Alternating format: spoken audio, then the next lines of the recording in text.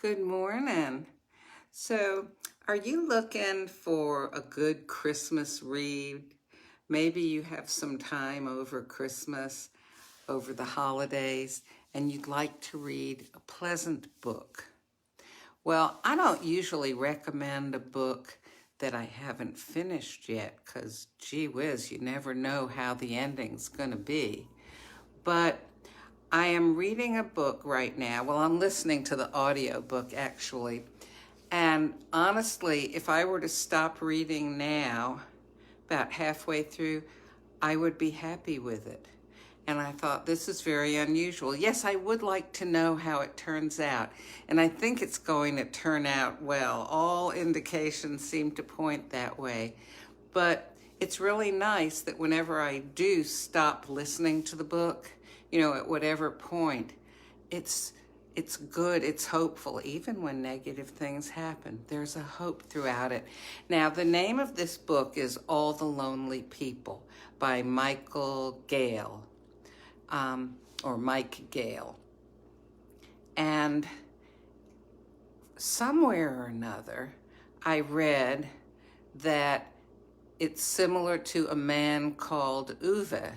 That's spelled O-V-E. You might recognize the title by Frederick Backman, which is a charming book, been made into a movie and all.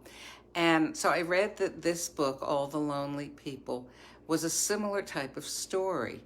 And in fact, it seems to be, which is part of the charm of it. It's about a Jamaican man who, as a young man, travels to London because there's no work in Jamaica and he needs to find work, so he travels to London by ship.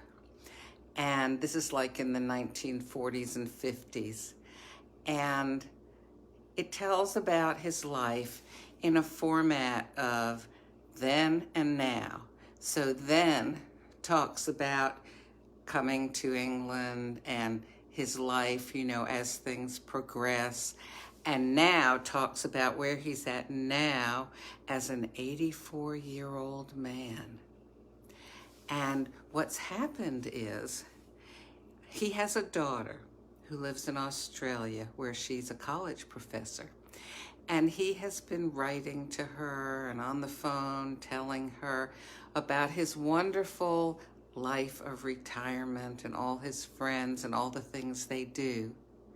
But the problem is that he's made it all up. He doesn't want his daughter to worry for him and feel like she needs to come back and take care of him. He doesn't want his daughter to know what a lonely life he has. Well, he gets a call from her late one night and he's worried. Oh my gosh, is there something wrong? No, she has wonderful news. She is going to come and visit him in 4 months. Oh my gosh. She's going to find out that all this stuff he's been telling her is made up. So he goes on this frantic search to try to get friends in his life so he can show her that he's okay and she won't have to leave her life in Australia and move to London to take care of him or anything. And the bulk of the book seems to be about his quest for friendship.